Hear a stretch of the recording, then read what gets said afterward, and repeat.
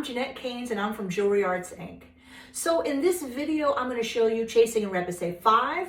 We've gotten all the poof that we want in our 22 karat apricot repousse piece. And now we're going to move on to liners.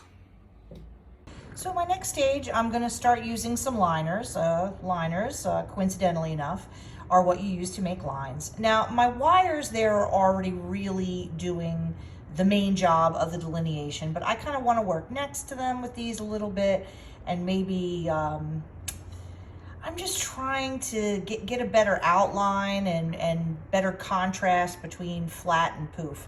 So I'm going to go in here with a bit of these. You know, you can see some of these are straight, some of them are curved, big and small. I mean, this isn't even really a very big collection of liners, but and I'm going to go through and you'll see what we see. Since this is a little more detail work, I'm going to move over to my smaller chasing hammer.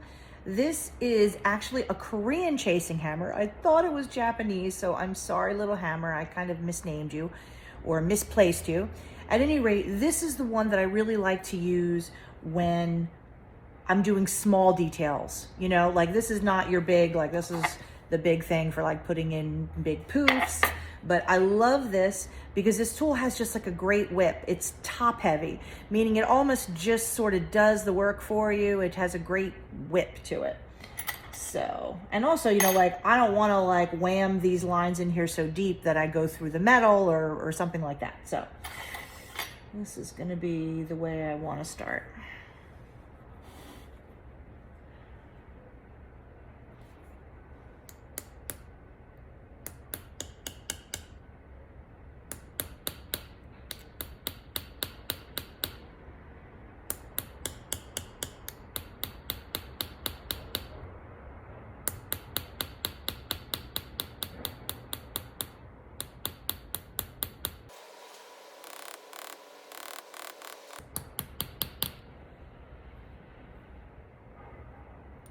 Yeah, I like that better. This looks good.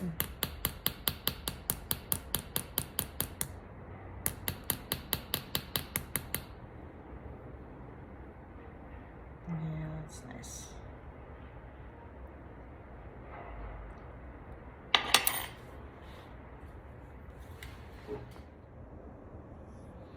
So here's the line that I just made using my little curved liner right here. And you see what I mean? It kind of accentuates that line. I'm going to do the same thing on the other side, but I think this looks nice. You know, not strictly speaking necessary, but then again, most of the stuff we do isn't necessary. And also, by the way, here's a great technique for working on the side of things. What I do is I just take like a dish towel and fold it up and put it inside here, because you can get this at a much, you can get this at like a much higher angle up in the air like that easily with this. And it just provides a little like cushion and a little muffling and whatever when you want to get that high tilt. So a lot of times I do this. If I'm working just right flat from the top, you don't necessarily need this in here, but putting this little dish towel in actually really helps when you want to work on the things on the side.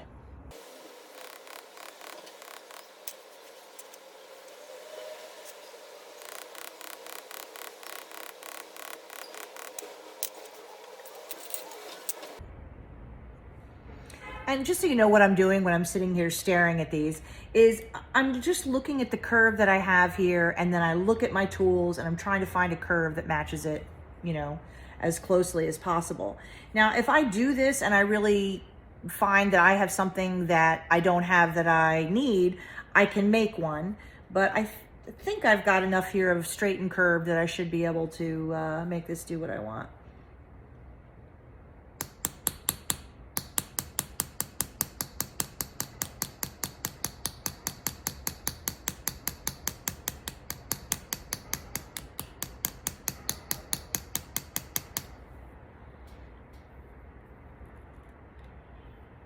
God, I have to say, the color of this apricot gold is crazy. I just love it. I think I'm going to be doing a lot more with it.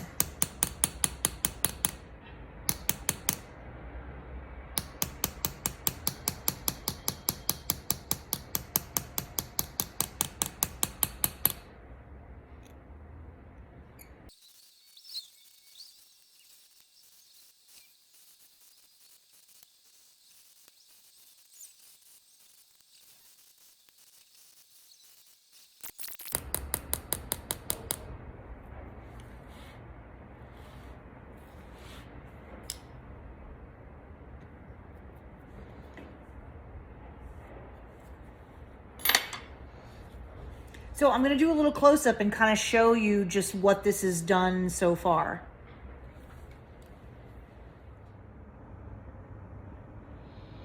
So you see how taking these tools and working along the lines, you see how it's starting to really accentuate the little poofy sections there. Also makes kind of a little shiny line, which I think is kind of pretty. But you see what I mean? So like the first step is just getting some poof here, you know, like there's poof. But as you saw also, like it's not particularly beautiful yet. It's just kind of a little lumpy and whatever. But you see, just by following the lines on my wires here, things start to look different. They start to look a lot prettier, if you ask me. Haven't done anything with the veil yet. That's still just, you know, sitting there minding its own business, and I'll get to it. But I just wanted you to kind of, I know you're watching me do it, but this is what it does. It starts to look pretty. You know, you have to really remember, a lot of people, especially when in the beginning, don't realize, like, you know, honestly, jewelry looks pretty shitty most of the steps of the process until it really starts to come together. So, you know, you really can't like freak out when you're midway and be like, oh, I don't know, this doesn't look good. Like, it's not really supposed to look good yet because it isn't finished yet. All right, I'm going to go back to it.